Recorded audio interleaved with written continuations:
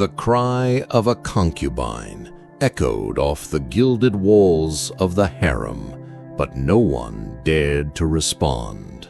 The floor, once covered with silks and laughter, now trembled with the sound of dragging chains. The women no longer danced, they crawled, withered, under the shadow of a man who had once been worshipped as a god. There, among carpets stained with blood and stale perfume, the emperor witnessed the degradation he himself had sown. Paradise had become a labyrinth of horror. His name was Malik el-Rashid, heir to a dynasty that had reigned for centuries with opulence and mystery over the endless deserts. As a child, he had been trained in the art of listening, poetry, and courtly love. His father called him the mirror of heaven. The people believed he had been born under a rare star, destined for glory. But even the most beautiful stars hide storms at their core. Upon ascending the throne, Malik inherited not only the empire, but also the unhealed wounds of his lineage. His mother, a former favorite of the harem, had lived in isolation, silenced, driven mad by jealousy and contempt from the court. He had grown up watching her wither away behind golden curtains, disfigured more by loneliness than by age. And although he promised himself he would not repeat history, it already pulsed within him like a dormant poison. Unlike the ancient sultans, Malik sought beauty not only in bodies, but in souls. He chose his women from among artists, philosophers, and even prisoners of war with refined intellects.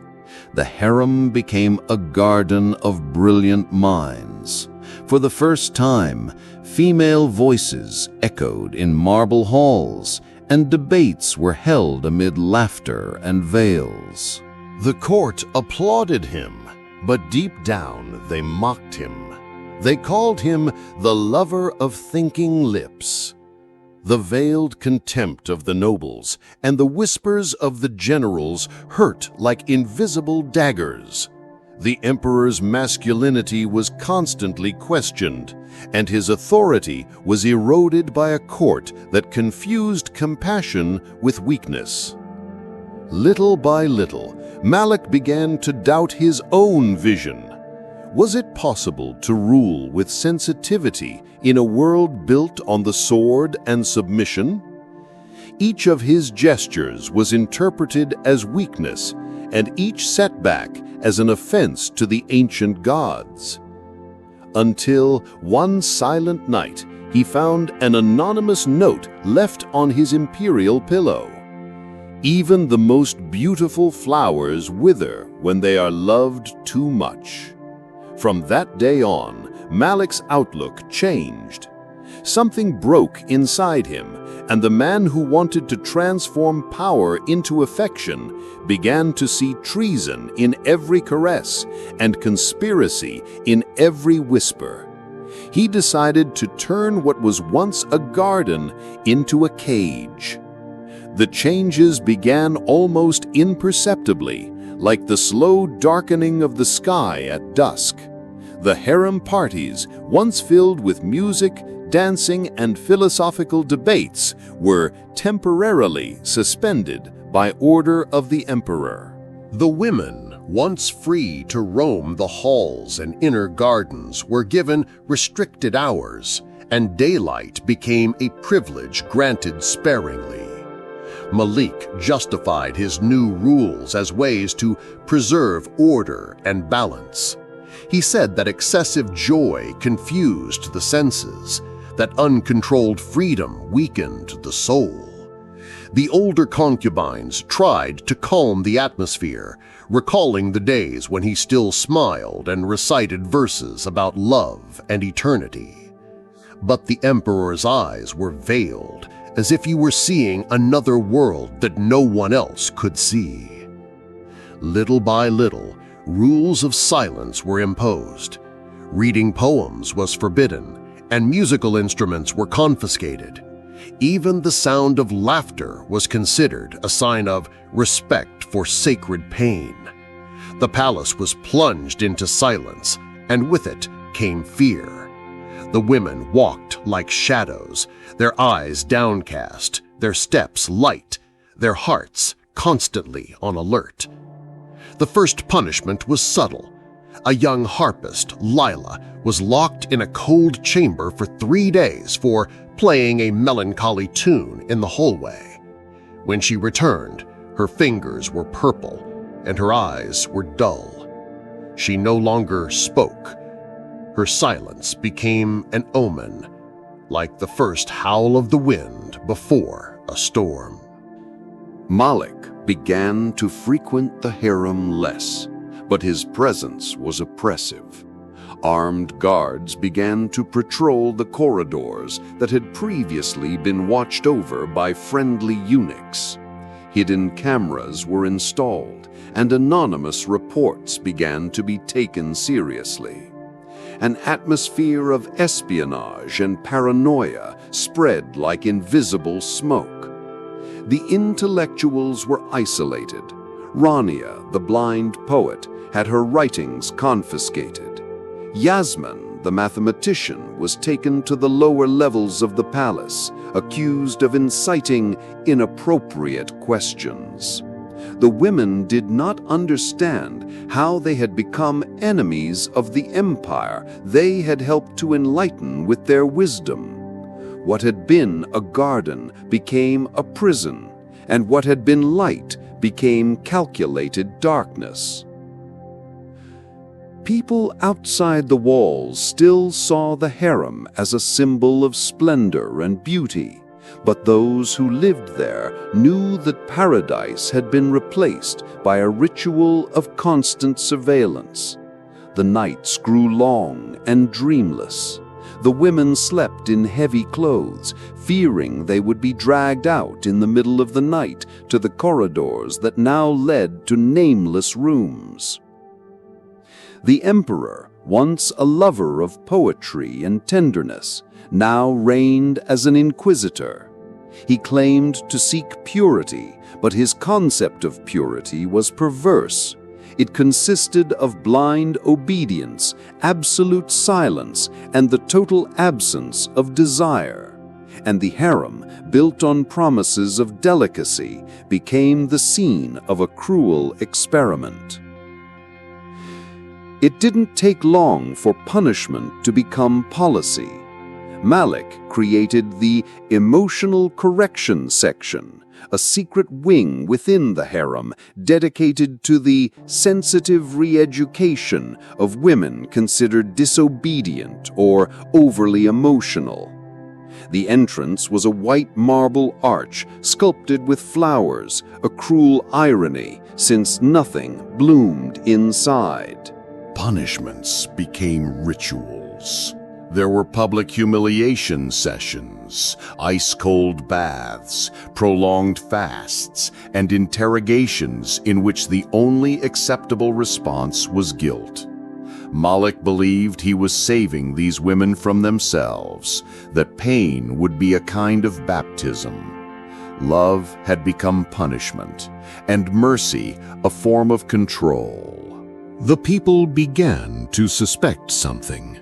The escaped maids brought stories to the city's alleys, muffled voices, missing girls, torture disguised as treatment. But the empire was still strong, and fear remained greater than outrage. Those who dared to speak too much disappeared. The mirrored halls of the harem, once spaces for aesthetic contemplation, became confessional rooms. There, women were forced to repeat phrases about loyalty, purity, and redemption before their own reflection. Some went mad, others mutilated themselves so they would never return. Malik in his isolation, believed he was creating a new era. He claimed that the harem would become a model of virtue, discipline, and order for the entire empire. But inside, he was already feared as a spectral entity, the king with dead eyes. Amidst the terror, seeds of resistance began to sprout. Women marked by physical and emotional scars created codes with their eyes, drew secret symbols on the carpets, and hid poems in the folds of their robes. Pain united them, and fear was no longer enough to stifle their desire for dignity. Rania, though blind and fragile, became a living symbol of silent resistance. Her songs spoke of an ancient world where love was light and pain was not the only language possible. The young women listened to her as if she were a lost mother. She was the last link between the memory of the man Malik had been and the monster he had become. Some of the maids began to ally themselves with the concubines. They exchanged information with disgruntled soldiers, posted messages in the corridors, risked their lives for small victories, a hidden book, a note delivered, an open cell. It was little, but enough to rekindle the spark of hope. Malik, increasingly paranoid, saw treason in every gesture. He ordered the execution of 3 of his wives on suspicion of alliance with outsiders. The court remained silent. The nobles no longer defended him, but they did not dare to confront him either. Death prowled the corridors like a trained dog, ready to bite at the slightest deviation. General Yusuf, an old friend of the emperor, began to organize a secret movement. He knew that the empire was collapsing and that Malik had to be stopped, not only for the sake of the women, but for the sake of the entire people. Yusuf began to quietly recruit allies, ministers, soldiers, even palace servants. In the harem, the news came in the form of a rumor. The desert is rising. The women did not know exactly what that meant, but they began to prepare. Some prayed, others wrote farewell letters. There was fear, but also relief. The endless suffering would finally come to an end. When the revolt broke out, the doors of the harem remained closed. The women heard the cries of the gods, the crash of doors being broken down, the sound of swords. Some cried with relief, others with terror. They did not know if they were being saved or moved to another prison. Malik was found in the center of the harem, kneeling before a golden basin, washing his hands as if to erase something that would never disappear. When he saw Yusuf, he smiled. "I have purified them," he whispered. They took him away without resistance. The silence in the harem at that moment was more deafening than any scream. Malik's imprisonment did not mean his immediate release. The harem still breathed fear. The walls still echoed with pain. The new government set up commissions to investigate the abuses, and the women were called to testify. Some spoke, others could not even remember their own names. Rania was brought to court as a symbol of the tragedy. Her voice, once soft, now had an ancestral firmness. He wanted to heal what he never understood. He called beauty weakness. He destroyed what he claimed to protect. Her words were transcribed and spread throughout the empire. Malik in exile was confined to an old abandoned palace, surrounded by mirrors and silent servants. There he began to write letters to a woman who no longer existed, the idealized image of his mother. He said he had avenged her, that he had freed her, but no one replied. The empire tried to move on. The harem was dissolved as an institution. The women were freed, but many did not know where to go. They had learned to survive in fear, and for some, freedom was a new kind of prison. Songs based on Ranya's chants began to circulate in the markets. The girls sang without understanding the pain behind the lyrics, but their mothers cried silently as they listened. The memory spread like an old perfume, still lingering in the folds of an old cloth. Malik spent years in silence. Sometimes he screamed alone. Other times he laughed. He said he was the last pure emperor. No one knew if he was pretending or if he really believed it. But one thing was certain. The man who dreamed of an empire of beauty perished while trying to control the indomitable, the female soul. The soldiers who guarded the old harem refused to return to the inner corridors. They said they saw silhouettes and heard cries. The new government turned the space into a memorial. Visitors wept before portraits of women they had never known. Malik's name was removed from the official records, but his shadow remained, not as a reminder of power, but as a warning. Even love, when manipulated by wounded pride, can become an instrument of torture. Malik lived for 17 more years in his palace prison, surrounded by dry gardens and opaque mirrors. No female voice was allowed within the walls. He wrote compulsively on papyrus that no one read, signing with invented names, as if waiting in vain for someone to respond. He slept little. He had nightmares about women with burning eyes and sewn-up mouths. He called out to Rania, to his mother, to God, but all he received in return was the echo of his own ruin. One day, with no witnesses, he died in front of the largest mirror, dressed in the ceremonial robes of his coronation. His body was found kneeling, as if waiting for absolution. The servants silently burned his papers. There was no funeral procession or official mourning. Only a laconic notice was sent to the provinces.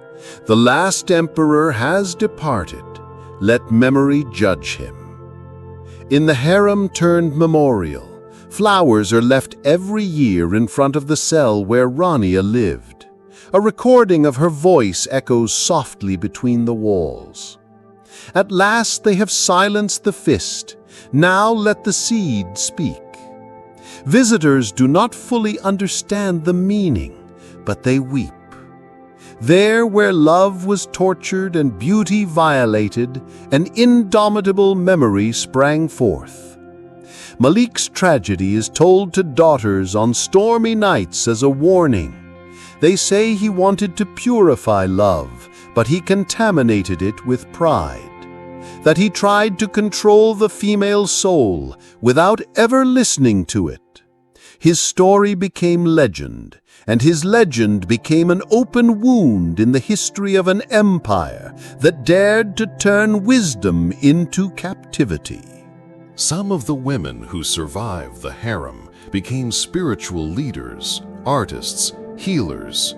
They bore visible and invisible scars, but they did not allow themselves to sink into bitterness. They said that pain had transformed them into something the emperor would never understand. seeds of a new era. And where he tried to silence them, they raised songs. Before she died, Rania wrote one last verse. The throne that does not listen sinks into the desert of its own ego. Her words were engraved at the entrance to the new Council of Free Women, created to legislate women's rights throughout the empire. It was the symbol of a cycle ending and another beginning, born of blood but nourished by memory. The empire did not forget. Some of the statues of Malik remain standing, but with their faces covered by red veils, not as an honor, but as a reminder of what happens when love is contaminated by fear. Historians call him the Emperor of the Mirror. Poets call him he who tried to prune the soul of the wind. And so, the man who wanted to create a paradise of eternal beauty ended up alone, devoured by the reflection of his own monstrosity. His downfall did not come from the enemy's sword, but from the distortion of the affection he did not know how to receive. He tried to heal his mother's pain by punishing his daughters. But the past cannot be defeated with new wounds. Perhaps, in some secret place in his soul, Malik understood this. Perhaps his final silence was a belated repentance. But the tragedy is not in the repentance that comes too late, but in the fact that it was necessary. The pain we cause, even in the name of love, shapes what we leave behind in the world. And in the end, among the ashes of the harem and the echoes of the women who survived, one certainty remained. No empire can stand when the king's heart is closed to listening. Because where there is no listening, only noise remains. And noise, no matter how loud, will never be a voice.